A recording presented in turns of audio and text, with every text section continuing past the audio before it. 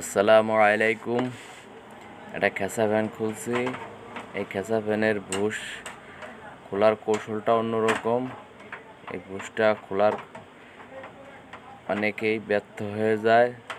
যারা ছোটোখাটো কাজ করে তারা খুলতে পারবে না, এই কাজটা দেখলে খুলতে পারবে। বুশটা খুলতে গেলে অনেক সময় অ্যাক্সিডেন্ট করার ভয় আছে। এই বুশটা খোলার সময় অনেক কাপঝাপ করে খুলতে হয় এবং বুশের ঢাকনা খুলে ভিতরে বুশ না বসাইলে বুশ যে কোনো সময় বাঁকা হয়ে যাবে এবং বুশ সাইডেতে খুলতে গেলে অনেক সময় কেটে চলে যায়। ওই দেখুন ভিতরে একটা ওয়াশার আছে, ওই ওয়াশারটা লাগালাম। ওয়াশারটা লাগাই দিলে কি হবে, ওই ওয়াশারটায় তেল দিয়ে ভিজিয়ে দিলে সহজে বুশটা নষ্ট হবে না। কোম্পানি অনেক সময় দেয়া থাকে, ওটা নষ্ট হয়ে যাওয়া অনেক দিন ব্যবহার করলে।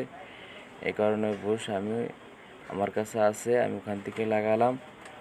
খুব সুন্দরভাবে এটারে আবার লক করে দিতে হবে, না হলে সুন্দর এই বুশ ফিটিং হবে না। বুশ না ফিটিং হলে সুন্দরভাবে ঘুরবে না। আর এই বুশটা জাম ফিটিং অবস্থায় বসাতে হয়, তাহলে ঠিকঠাক চলে।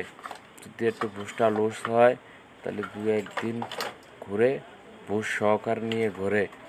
এই জন্য জাম ফিটিং করে দিলে বুশ খুব সুন্দরভাবে চলে। এই বুশটা বেশিরভাগই নষ্ট হয় সামনেরটা। অনেকেই এই বুশ ফিটিং দিতে গেলে দাঁত মুখ ছুটে ফেলায়। আপনাদের যদি এরকম ভিডিও দেখার ইচ্ছুক থাকেন তাহলে আপনারা এই ভিডিওতে একটা লাইক, একটা কমেন্ট, শেয়ার দিয়ে যুক্ত থাকবেন। তাহলে কি হবে, পরবর্তীতে যে ভিডিও ছাড়বো এই ভিডিওটা আপনার কাছে নোটিফিকেশন চলে যাবে।